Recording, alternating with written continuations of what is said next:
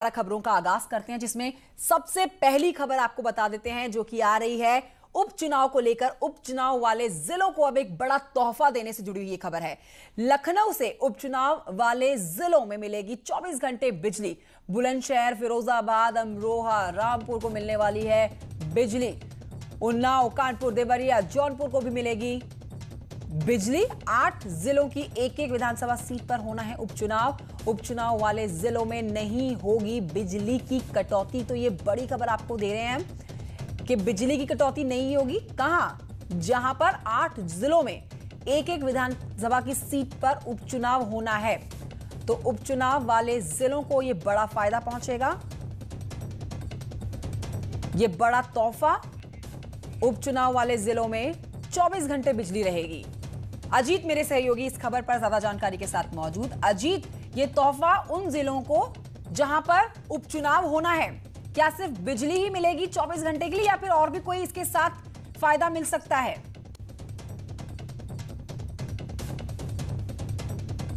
यानी प्रदेश अध्यक्ष की तरफ से, सुनील बंसल की तरफ से पहले ही कहा गया था कि इन इलाकों में जो सुविधाएं सरकार की तरफ से दी जा रही हैं उनको बढ़ा दिया जाए। लेकिन अब उपचुनाव वाले जिलों में सरकार की तरफ से फैसला लिया गया है 24 घंटे बिजली आपूर्ति की जाएगी, जिसमें बुलंदशहर से लेकर देवरिया, जौनपुर शामिल है।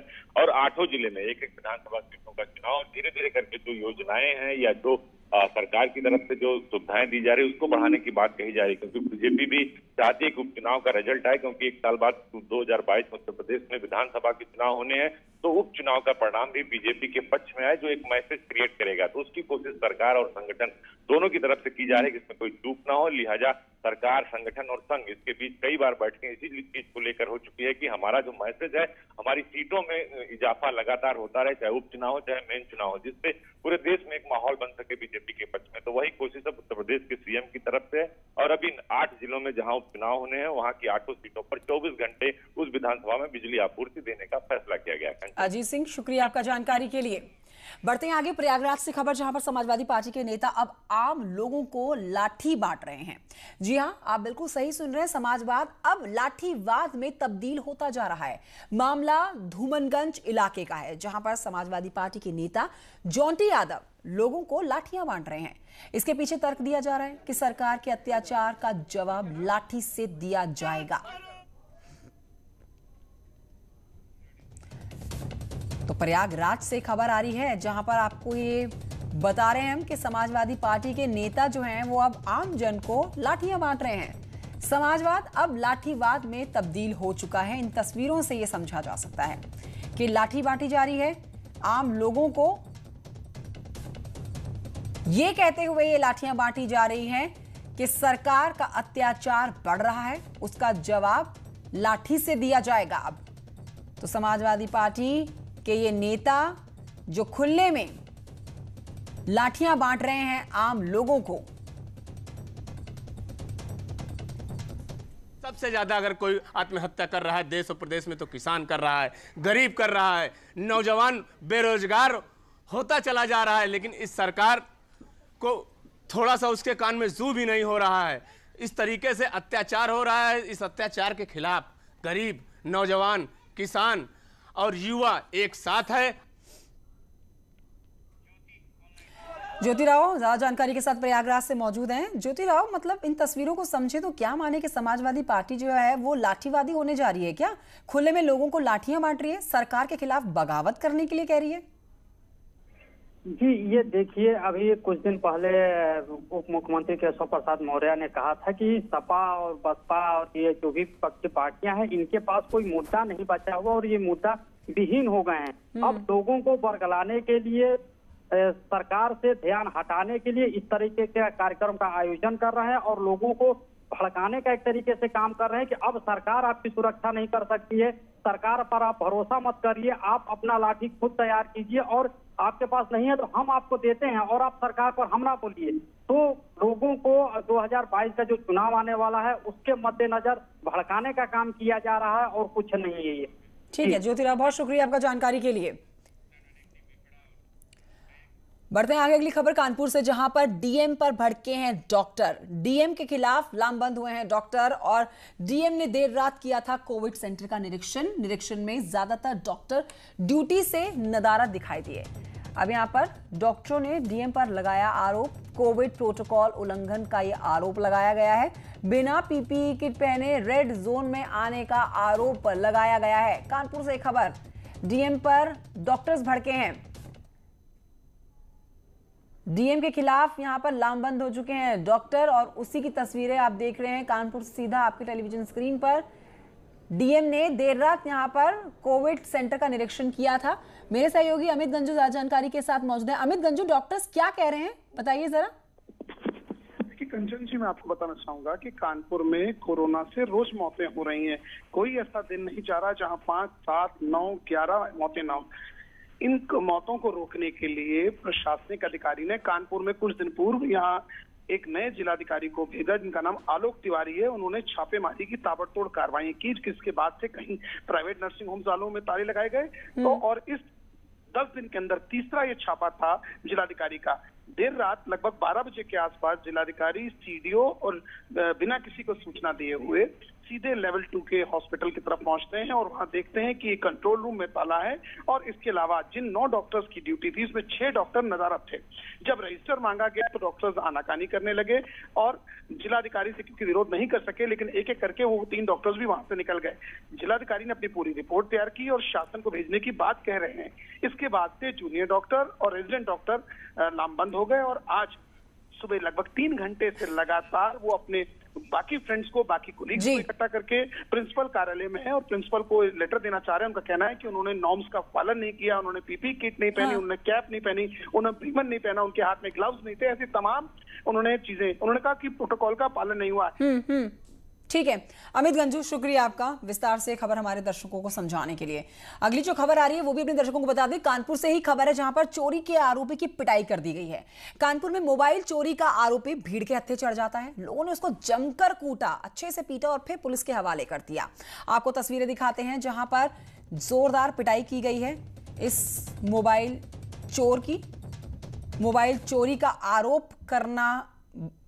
आरोप इसके ऊपर लगा और देखिए हम आपको लाल जो ये घेरा देख रहे हैं इस पर आप देख सकते हैं ये वही युवक है जिसको भीड़ ने कूटा अच्छे से और फिर पुलिस के हवाले भी कर दिया। पिटाई के बाद पुलिस को सौंप दिया गया है। ये युवक मोबाइल चोरी करने का आरोपी है ये और भीड़ के हाथों चढ़ जाता है। जोरदार पिटाई के बाद अब पुलिस के पास।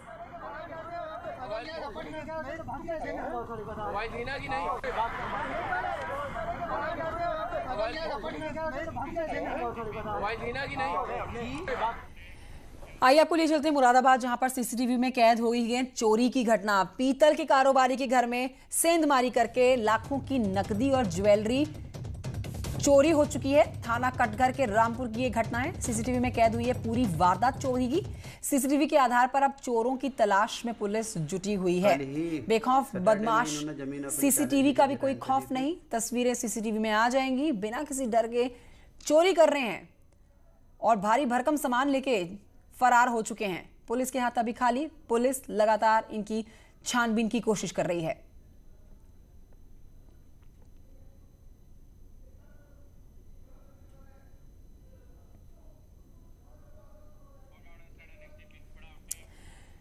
यूपी में आज 3 अहम बैठक होने जा रही है। एक एक करके आपको इन बैठकों के बारे में बताते हैं जिसमें युवाओं को रोजगार के लिए कई अहम फैसले लिए जाने हैं। ये आज होने वाली शाम के 5 बजे की अहम बैठक की हम बात कर रहे हैं। ये 3 तस्वीरें आप देखिए जिसमें पहली तस्वीरों में आप देखेंगे कि बैठक दोपहर को जो होनी है उसको लेकर हम आपको बता रहे हैं। उद्योग बंधुओं के साथ सीएम योगी चर्चा करने वाले हैं।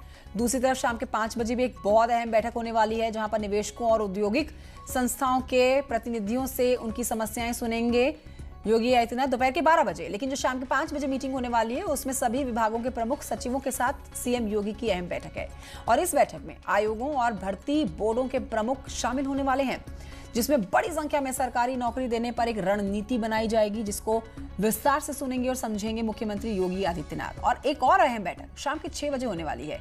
सीएम योगी वाराणसी मंडल की समीक्षा बैठक करेंगे जिसमें विकास कार्यों और कानून व्यवस्था की समीक्षा की जाने वाली है शाम के 6 बजे।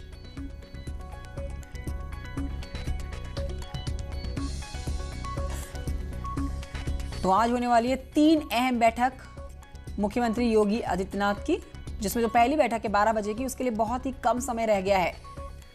उसके बाद 5 बजे और फिर आखिरी बैठक, तीसरी बैठक शाम के 6 बजे।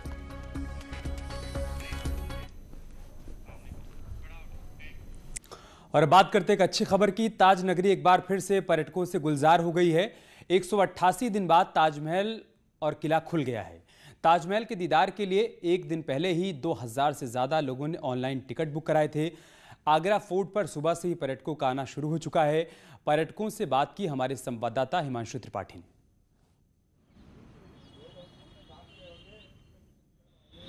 6 महीने के बाद कोरोना काल में पहली बार ताजमहल अनलॉक हुआ। साथ ही साथ विश्वदाय स्मारकों में शामिल आगरा का मशहूर किला भी अनलॉक हुआ है। तो पर्यटकों का आना भी शुरू हो गया है और जीरो से शुरुआत हो रही है। सुखद संकेत है।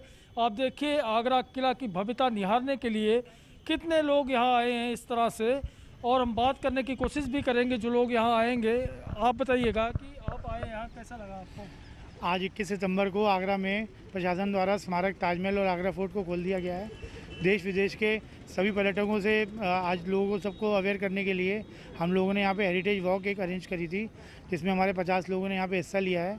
सब अपने अपना यहाँ पे जो है एक संदेश यही सबको देना चाहते हैं कि कोरोना काल के बाद जो नेगेटिविटी लोगों की ज़िंदगी में आ गई है, थोड़ा सा घूमेंगे फिरेंगे तो एक पॉजिटिविटी आएगी और हम सब मिलकर एक अच्छी शुरुआत यहाँ से आज से करने जा रहे हैं। और भी लोग हैं, हम उनसे जानना चाहेंगे कि आखिर वो यहाँ जब आगरा किला में आए, इतने दिन से बंद रहा आगरा किला। मैम आप बताइएगा, क्या नाम है आपका? मेरा नाम अनामिका है जी। और मुझे बहुत अच्छा लग रहा है यहाँ के इतने दिन बाद, लॉकडाउन के बाद थोड़ा सा अच्छा लग रहा है, फ्रेशनेस हो रही है। होप करते हैं कि जल्दी कोविड-19 ख़त्म हो जाए और एज यूजुअल हम लोग यहाँ पे आ सकें। काफ़ी अच्छा रहा। जब सनराइज़ हो रहा था तब हम आए थे तो the sun was quite nice. मतलब व्यूज़ भी काफ़ी अच्छे आए थे एंड लग नहीं रहा है कोविड है क्योंकि काफ़ी लोग नहीं है यहाँ पे, तो काफ़ी अच्छा रहा घूमने में। आगरा का ताजमहल और आगरा का फोर्ट पूरी तरह से गुलजार होने जा रहा है और पर्यटकों की चहलकदमी भी अब नज़र आने लगी है। कैमरामैन बंटी के साथ हिमांशु त्रिपाठी, न्यूज़ 18 आगरा। उधर 6 महीने बाद ताजमहल का दीदार करने के लिए बड़ी संख्या में पर्यटक ताजनगरी पहुंच रहे हैं। 188 दिन बाद ताजमहल खुलने पर चीनी पर्यटक ने सबसे पहले एंट्री ली। दरअसल कोरोना के चलते ताजमहल बीते 188 दिनों से बंद था। उसके बाद आज एक बार फिर से पर्यटकों के लिए इसको खोल दिया गया है और आप देखिए चीनी पर्यटक डायना बेंच पर बैठकर ताज का दीदार करते हुए कोविड प्रोटोकॉल्स का पालन करते हुए यहाँ पर पर्यटकों के लिए एंट्री की प्रक्रिया शुरू की गई है। एक दिन में महज 5000 लोगों को अंदर जाने की परमिशन होगी। 2500 लोग एक एक शिफ्ट में जा पाएंगे। साथ ही थर्मल स्कैनिंग भी की जा रही है एंट्री गेट पर। इसके अलावा सैनिटाइज करवाया जा रहा है और उसके बाद ही बारी बारी से पर्यटकों को अंदर प्रवेश दिया जा रहा है। ये भी कहा गया है कि ग्रुप फोटो सेशन पर पूरी तरीके से पाबंदी लगाई गई है। मतलब एक एक कर आपको अंदर जाना होगा, ताजमहल का दीदार करना होगा और उसके बाद फिर आप बाहर निकलते चले जाएंगे। फिलहाल ये तस्वीरें आप देखिए। चीनी पर्यटक 6 महीने बाद पहला पर्यटक जिसको ताजमहल के भीतर प्रवेश दिया गया वो एक चीनी पर्यटक है जो कि डायना बेंच पर बैठकर फोटो भी खिंचवा रहा है और साथ ही ताज का दीदार भी कर रहा है।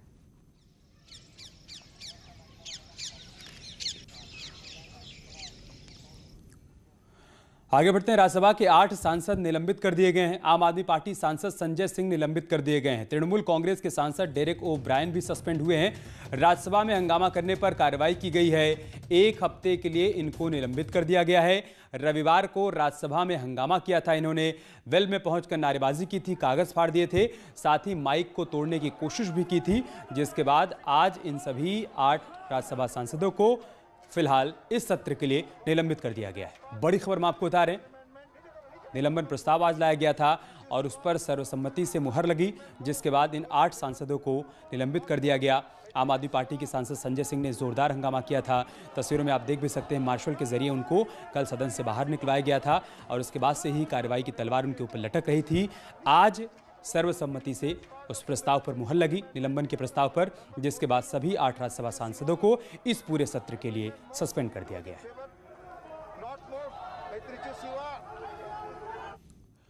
और चलिए आपको बताते हैं कि किन किन सांसदों को सस्पेंड किया गया है। ये सांसद सस्पेंड हुए हैं डेरेक ओ ब्रायन जो कि तृणमूल के सांसद हैं, इसके अलावा संजय सिंह आम आदमी पार्टी के सांसद,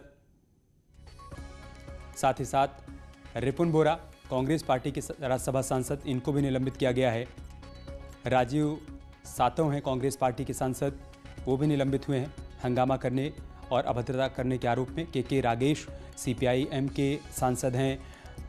डोला सेन तृणमूल कांग्रेस के सांसद हैं।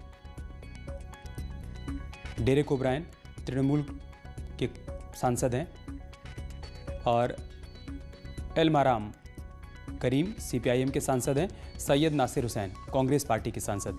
संसदीय मर्यादा को तोड़ने के आरोप में, हंगामा करने के आरोप में इन सभी 8 सांसदों को निलंबित कर दिया गया है। इसके साथ इस बुलेटिन में इतना ही। खबरें जारी हैं, आप बने रहिए हमारे साथ। नमस्कार।